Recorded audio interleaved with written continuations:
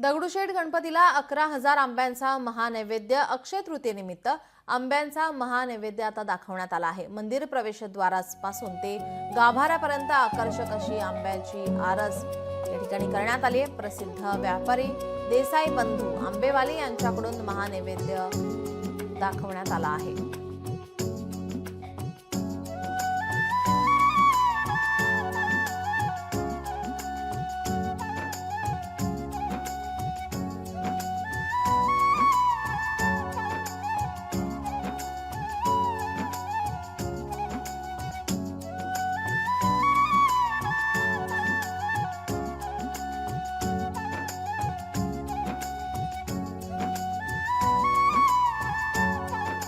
आज अक्षय तृतीया आणि त्यानिमित्ताने दगडूशेठ गणपतीला 11,000 आंब्यांचा महानैवेद्य दाखवण्यात आलेला आहे।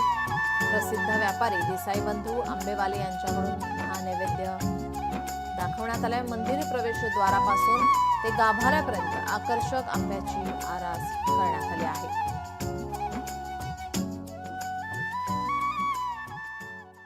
श्रीमंत दगडूशेठ हलवाई गणपती बाप्पांच्या मंदिरामध्ये आज आंबा महोत्सव आहे।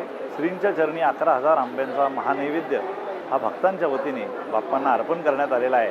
आणि आज पहाटे 4 ते 6 मंदिरामध्ये स्वराभिषेक हा संपन्न झाला।